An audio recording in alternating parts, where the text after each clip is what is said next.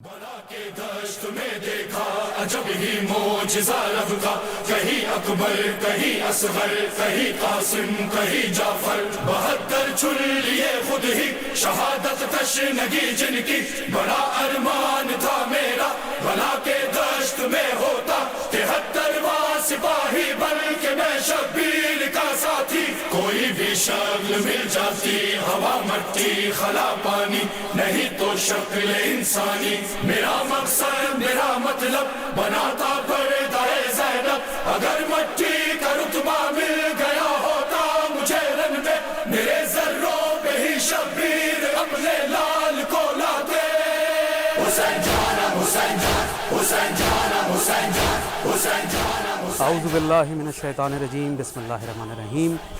السلام علیکم۔ قائم ٹی وی کینیڈا کی طرف سے پروگرام کربلا سے ہند، میں آپ کا میزبان سجاد شاہ جی، اور میرے ساتھ دو انتہائی معزز شخصیات جو کسی تعارف کے محتاج نہیں ہیں، جناب مولانا سید وسیع حیدر زیدی صاحب اور معروف نوحہ خواں جناب حسین موسیٰ صاحب ہمارے ساتھ موجود ہیں۔ آپ دونوں کو میں سلام پیش کرتا ہوں۔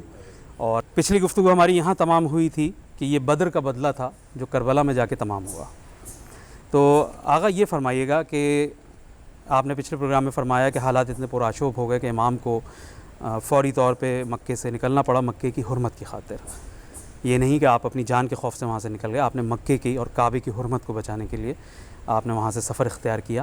آپ کا ارادہ تو کوفے کی طرف جانے کا تھا، پھر یہ کربلا جو کہ اس زمانے میں باقاعدہ ایک شہر نہیں تھا، وہ ایک چھوٹی ٹکڑیوں میں بستیوں میں بٹا ہوا علاقہ تھا، تو یہ اس طرف امام کا آنا کیسے ہوا؟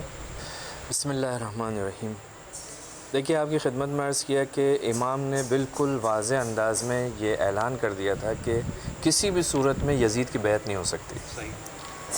یعنی محمد حنفیہ ایک مرتبہ آئے تو آپ نے محمد حنفیہ سے فرمایا کہ آپ کے بھائی کہا اگر مجھے کوئی پناہ گاہ نہ ملے، لو لم یکن ملجا ولا ماوا، کوئی پناہ گاہ مجھے نہ ملے تب بھی میں یزید کی بیعت نہیں کروں گا۔ امام مدینے سے مکے تشریف لائے، اور آپ جانتے ہیں کہ اکیلے نہیں تھے، آپ کے ساتھ خواتین بھی تھی، بچے بھی تھے۔ اسی میں میرا ایک نقطہ اور ایڈ کر لیجئے گا کہ ہمیں مختل کی کتابوں میں یہ بھی ملتا ہے کہ عبداللہ ابن عباس جو کہ امام حسین کے چچا زاد بھائی لگتے ہیں، عباس ابن عبد المطلب کی اولاد ہیں، انہوں نے امام پہ مکے میں بہت زور دیا تھا کہ آپ اگر کوفے کی جانب سفر اختیار کر ہی رہے ہیں تو عورتوں اور بچوں کو نہ لے کر جائیں۔ تو کیا وجہ ہوئی کہ امام اپنے پورے خانوادے کے ساتھ اس سفر پہ روانہ ہوئے؟ تو اب تاریخ کہتی ہے کہ خود امام کے کلمات ملتے ہیں کہ امام نہیں چاہتے تھے وہاں پر خون خرابہ ہو، امام کا خون وہاں بہایا جائے اس سرزمین پر۔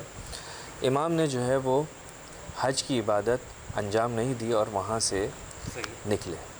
اب جب امام نکل رہے ہیں تو امام کو مختلف لوگ آ کر امام سے پوچھتے ہیں مولا کہاں کا ارادہ ہے؟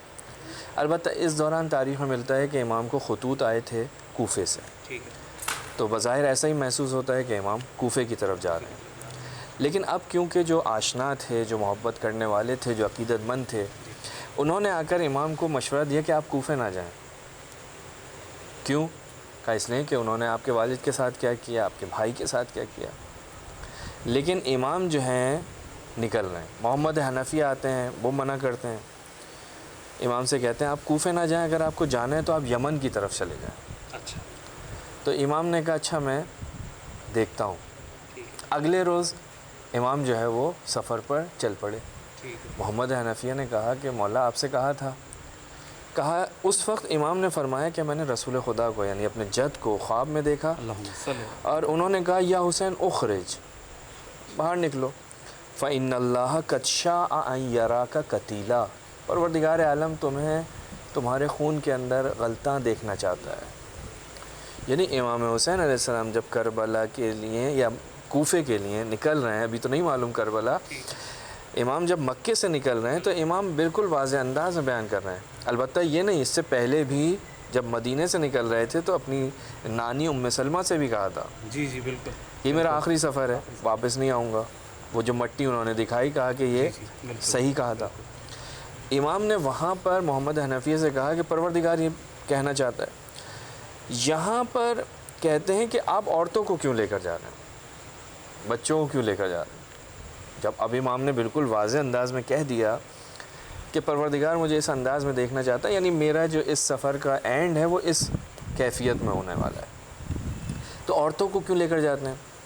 تو اس وقت فرمایا کہا کہ اس لیے کہ ان اللہ قد شاء ان یراہن سبایا، پروردگار عالم ان کو اسیر دیکھنا چاہتا ہے، قیدی دیکھنا چاہتا ہے۔ آغاز امتحان ہو رہا ہے۔ یعنی امام حسین علیہ السلام نے وہیں پر واضح کر دیا کہ یہ جو خواتین جو میرے ساتھ ہیں، جو بچے میرے ساتھ ہیں، ان کو لے جانے کا بھی ایک مقصد ہے۔ جس طرح پروردگار مجھے کربلا میں دیکھنا چاہتا ہے، اسی طرح سے اس راہ میں کوفے اور شام میں ان بیویوں کا ایک خاص کردار ہے جو پروردگار عالم دیکھنا چاہتا ہے۔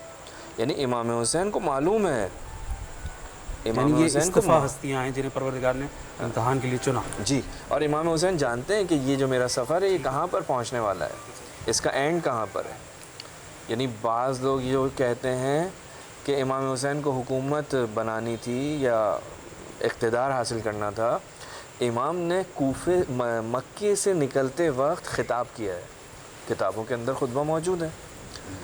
امام نے وہاں پر تمام لوگوں سے خطاب کرتے ہوئے یہ فرمایا ہے کہ میرے لیے ایک ایسی جگہ معین ہوئی ہے کہ جہاں میں پہنچوں گا، گویا کہ میں دیکھ رہا ہوں کہ وہاں پر جو ہے وہ مجھے جنگل کے بھیڑیے جو ہیں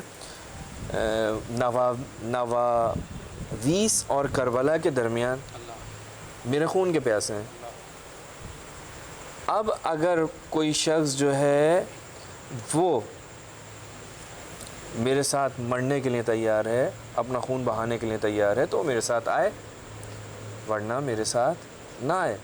یعنی امام حسین علیہ السلام وہیں پر مکے سے نکلتے وقت اس بات کا اعلان کر رہے ہیں۔ کیا بات ہے۔ اب جب امام آگے بڑھتے ہیں، یہ سفر آگے بڑھتا ہے، تو راستے میں مختلف لوگ امام سے ملاقات کرتے ہیں جو کوفے سے آ رہے ہیں۔ امام جو ہے ان سے ملاقات کرتے ہیں، من جملہ فرزدق، کہا مولا آپ کہاں جا رہے ہیں؟ وہاں کے لوگ آپ کے خلاف ہیں، ان کی تلواریں آپ کے ساتھ نہیں ہیں، آپ کے خلاف ہیں۔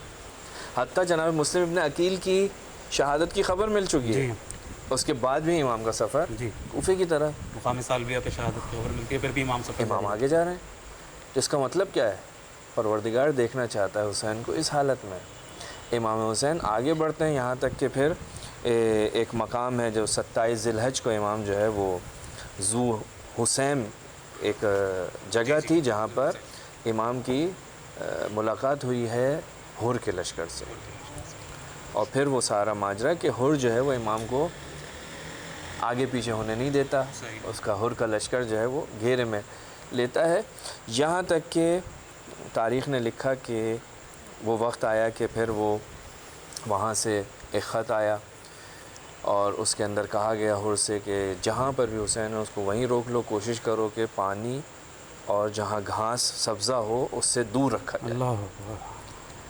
تو پھر امام حسین علیہ السلام کو اس کربلا کی سرزمین کے اوپر آپ کے خیموں کو جو ہے وہ اس شط الفرات سے نینوا سے دور کیا گیا اور آپ کو وہاں پر مقید کر دیا گیا۔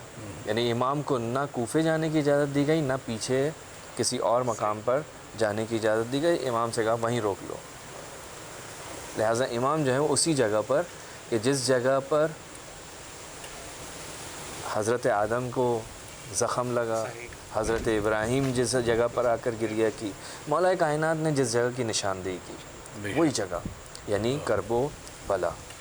امام حسین علیہ السلام کربلا پہنچے اور وہاں پر پھر وہ پورا کا پورا واقعہ رونما ہوا۔ اب یہاں پر مختلف باتیں کی جاتی ہیں کہ جناب یہاں پر جو شخص آیا تھا جس کا نام تھا، جو سپہ سالار کی صورت میں بھیجا گیا تھا، عمر سعد، یہ تو ظاہراً رشتہ دار بھی لگتا تھا امام حسین علیہ السلام کا۔ یہ کیوں امام حسین علیہ السلام کے خون کا پیاسا ہو گیا؟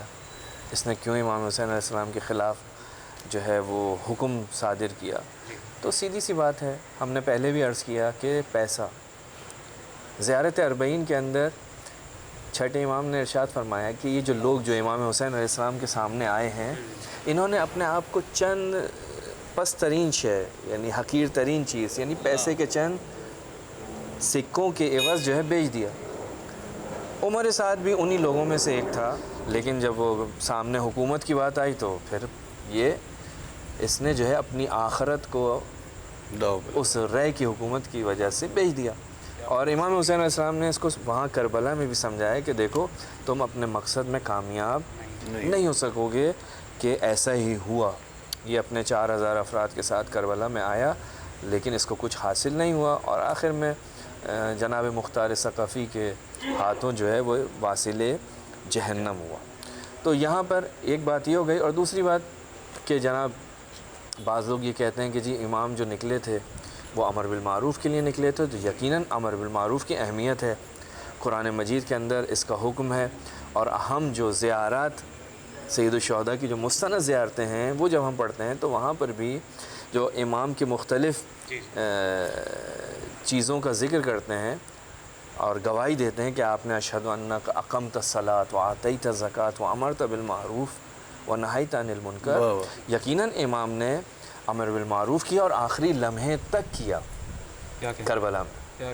ایسا نہیں، آخری وقت تک حجت خدا نے ان کی ہدایت کرنے کی کوشش کی کہ شاید اب بھی کوئی اس طرف آ جائے.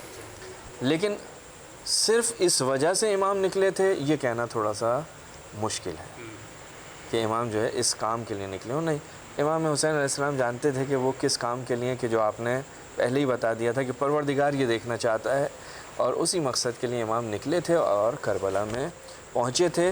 لیکن ان کے پورے اس سفر کے اندر امر بالمعروف کا جو پہلو تھا بالکل واضح طور پر دکھائی دیتا ہے. قبلہ پروگرام کے اختتام کی طرف بڑھتے ہوئے میں آپ سے آخری بات یہ کہوں گا، آپ کیا پیغام دینا چاہیں گے عزاداری کے حوالے سے کہ ہمارے گھروں میں جو خواتین کی عزاداری ہوتی ہے وہ کتنی اہمیت کی حامل ہے، اس میں کیا کسی اصلاحات کی ضرورت ہے؟ کیا ہمارے بڑے علماء دین جو بر صغیر میں ہیں ان کو چاہیے کہ وہ اس پہ بھی تھوڑی صرف نظر کریں، اس کی بھی تھوڑی سی ان کی رہنمائی فرمائیں کہ وہ جو گھروں کی عزاداری، کیونکہ وہ ایک بنیادی آپ سمجھ لیں کہ ایک جیسے گہوارے سے قبر تک علم حاصل کرو، تو اس کے لیے ہمارے علماء کچھ سوچتے ہیں؟ آپ چونکہ معلم ہیں، آپ مدرس ہیں، آپ منسلک بھی ہیں ایک تعلیمی ادارے سے، تو آپ کیا سمجھتے ہیں کہ گھروں میں خواتین کی عزاداری ہمارے ہندوستان میں جو ایک ٹرینڈ ہے؟ میں آپ کے اس چینل کے توسط سے یہ کہنا چاہوں گا کہ بالکل جو آپ نے کہا کہ وہ جو گھر کی عزاداری ہے خاص طور پر بچوں کے لیے، بچیوں کے لیے وہ گہوارے کی حیثیت رکھتی ہے، اس میں کوئی دو رائے نہیں. یعنی اب یہاں پر صرف جو مجھے ایک چیز کی جو اب کمی دکھائی دے رہی ہے اور میں چاہتا ہوں اس کی طرف توجہ کی جائے، وہ یہ کہ جو علماء بھی، بزرگان بھی یہ کہتے رہے ہیں کہ آپ جو ہے اپنی سنتی عزاداری کو قائم رکھیں. اچھا، وہ جو آپ کے بزرگوں سے آپ کے پاس جو عزاداری پہنچی ہے، ایک خاص اس کی پروٹوکولز ہیں، آداب ہیں، ان کا خیال رکھنا ہمارے لیے بہت ضروری ہے. خصوصاً یہ جو ہمارے بر صغیر کی عزاداری ہے، اس میں جو عزاداری ہے اس میں عزادار، جب کوئی شخص عزادار ہوتا ہے تو اس کے چہرے سے، اس کے لباس سے پتہ چلتا ہے کہ یہ عزادار ہے. اور یہ ہمارے بزرگوں سے ہم تک آیا ہے کہ آپ نے محرم کے ایام میں کس طرح سے رہنا ہے، کس طرح سے لباس پہننا ہے، آپ کے لباس کیسا ہونا چاہیے، اور اس کی ساری چیزیں جو ہیں آپ تک، مجلس کے اندر کیسے بیٹھنا ہے، مجلس میں کب تک بیٹھنا ہے، کیسے، اس چیز کی جو ہے آج اس زمانے کے اندر بہت ہی فقدان دکھائی دے رہا ہے، بالکل کمی محسوس ہو رہی ہے. اور اس کے اندر ایک دوسری چیز بھی جو مشکل کا سبب بن رہی ہے وہ یہ کہ آپ کے خطے کی جو عزاداری ہے وہ بہترین انداز ہے، بہترین عزاداری ہے، پتہ چلتا ہے عزاداری. لہٰذا اگر آپ کسی جگہ پر، دوسری مقام پر پہنچتے ہیں اور وہاں جا کر کوئی عزاداری کی کوئی رسومات دیکھتے ہیں تو آپ ان رسومات کو اپنے ان علاقوں میں رائج کرنے کی کوشش نہ کریں. ہر علاقے کا کلچر، ہر علاقے کا کلچر اپنا ہے، ان کے کچھ اور انداز ہیں. ممکن ہے آپ کے ہاں کوئی غم کا انداز ہو، ان کے ہاں وہ خوشی میں ہوتا ہو، ان کے غم کا جو ہے آپ کے ہاں معیوب سمجھا جائے. لہٰذا کوشش کریں وہی عزاداری جو آپ کو آپ کے بزرگوں کی طرف سے ملی ہے اس کو اسی انداز میں اپنے گھروں میں، اپنے علاقوں میں برپا کریں، تاکہ یہ جو ہمارا فریضہ ہے اور اجر رسالت کا ایک ادا کرنے کا ایک اہم ترین انداز ہے وہ باقی رہے اور معلوم ہو سکے کہ ہم حسین ابن علی کی عزاداری میں مصروف ہیں اور اجر رسالت کو ادا کر رہے ہیں. بہت خوب قبلہ، بہت خوبصورت آپ نے گفتگو فرمائی اور ہماری رہنمائی کی. اور ناظرین، آپ نے دیکھا کہ ہندوستان کی عزاداری کا ملت تشیع میں کتنا اہم کردار ہے.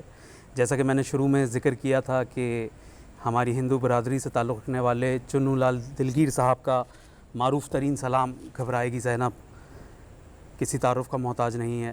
ہر مجلس میں اور خاص کر عاشور کے دن اس سلام کو پڑھا جاتا ہے.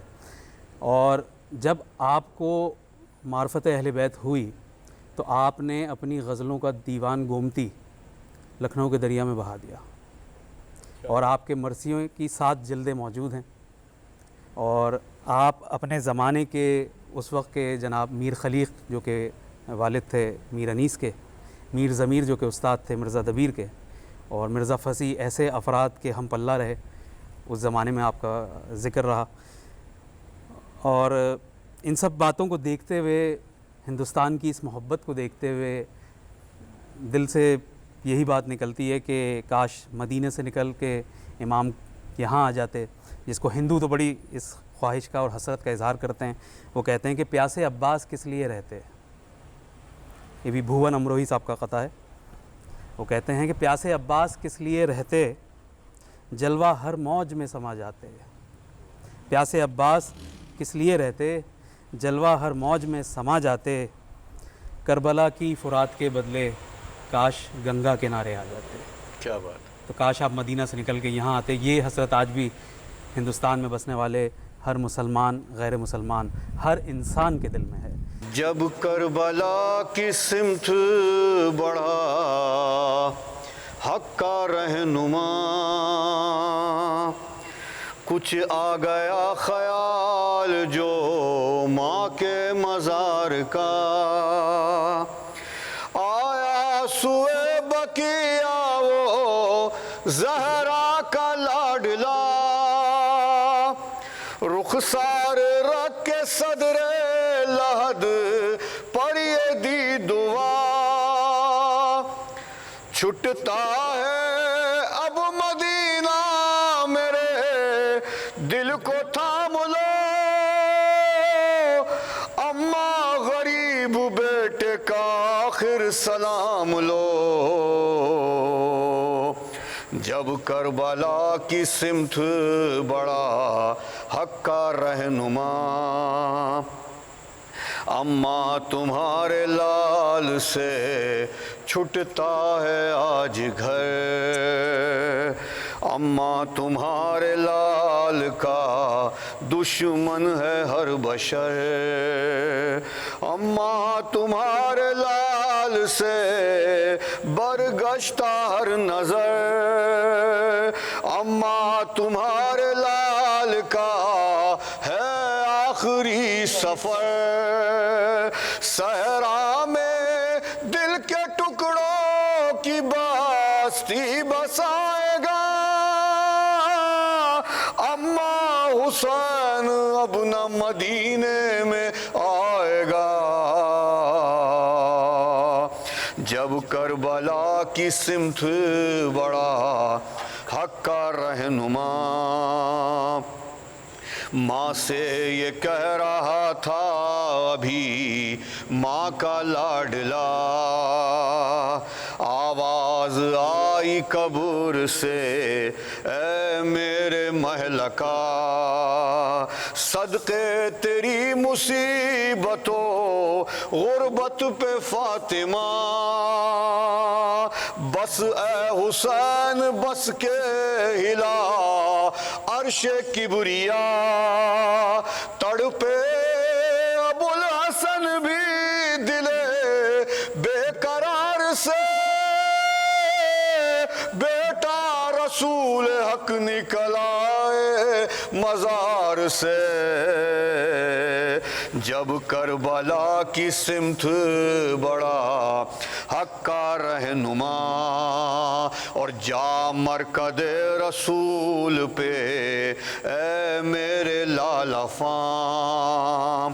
لازم ہے نانا جان کو بھی آخری سلام دینا میری طرف سے یہ حسرت بھرا پیام. ممکن نہیں مدینے میں زہرا کرے قیام. چمن دیکھنے چلو، زینب کے بازوؤں میں رسن دیکھنے چلو، جب کربلا کی سمت بڑا حق کا رہنما، اماں تمہارے لال سے چھٹتا ہے آج گھر، اماں تمہارے لال کا دشمن ہے ہر بشر، اماں تمہارے لال سے برگشتہ ہر نظر،